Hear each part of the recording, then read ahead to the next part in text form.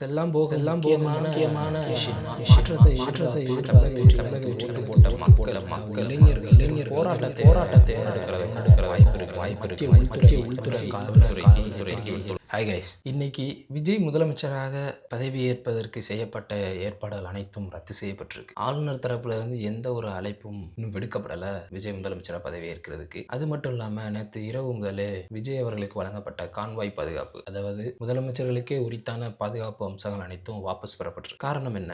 108 இடங்கள்ல ஜெயிச்சு தனிப்பெரும் கட்சியா தாவேகா உருவெடுத்திருக்கு. இருப்பினும் ஆட்சி அமைக்க தேவையான 118 இடங்கள், 118 எம்எல்ஏ கூட ஆதரவு இன்னும் தாவேகாவுக்கு கிடைக்கல. காங்கிரஸ் கிட்டத்தட்ட 10 வருஷமா திமுகவோட கூட்டணியில் இருந்த காங்கிரஸ் தற்போது திமுக கூட்டணியை முறிச்சிட்டு தாவேகாவோட கூட்டணி வச்சிருக்காங்க. இது மூலமா தாவேகா எம்எல்ஏக்களோட எண்ணிக்கை 113 அதிகரிக்கு. இருப்பினும் பெரும்பான்மைக்கு தேவையான 118 இடங்களை இன்னும் தாவேகாவால எட்டி பிடிக்க முடியல. இது ஒரு பக்கம் இருக்கையில ஆளுநர் யார் பெரும்பான்மையான எம்எல்ஏக்களை வச்சிருக்காங்களோ அவங்கள ஆட்சி அமைக்க அழைப்பு விடுக்கணும். ஆனா ஆளுநர் தரப்புல இருந்து இன்ன வரைக்கும் எந்த ஒரு அழைப்புமே விடுக்கப்படல. காரணம், விஜய் காங்கிரஸோட கூட்டணி அமைச்சதுன்னு சொல்லப்படுது. விஜய் காங்கிரஸோட கூட்டணி வச்சது விஜய்க்கு மட்டும் பலன் இல்லை, காங்கிரஸுக்கு அதிக பலன். விஜய்ங்கிற ஒரு முகம் மூலம் காங்கிரஸ் ஈஸியா இளைஞர்களின் ஓட்டை தமிழ்நாட்டில் பெற முடியும். விஜயோட உதவியோட காங்கிரஸ் இன்னும் ரொம்ப எக்ஸ்போஸ் ஆகும், இன்னும் வெளியே நிறைய தெரிய ஆரம்பிக்கும். ஸோ இந்த இது பிஜேபிக்கு பிடிக்கல. அதனால ஆளுநர் மூலமா தமிழக வெற்றி கழகத்துக்கு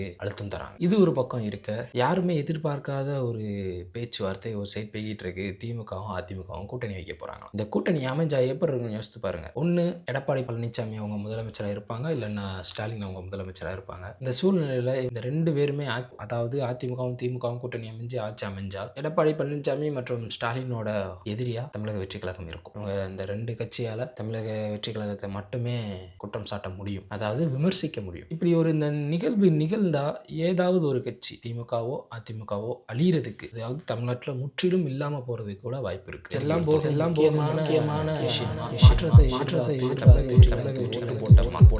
இளைஞர்கள் போராட்டத்தை நடக்கிற வாய்ப்பு இருக்கு. உள்துறை காவல்துறைக்கு விட்டுள்ளாங்க. நாளுக்கு நாள் தமிழக தேர்தல் களம் சூடு பிடிச்சிக்கிட்டு இருக்கு.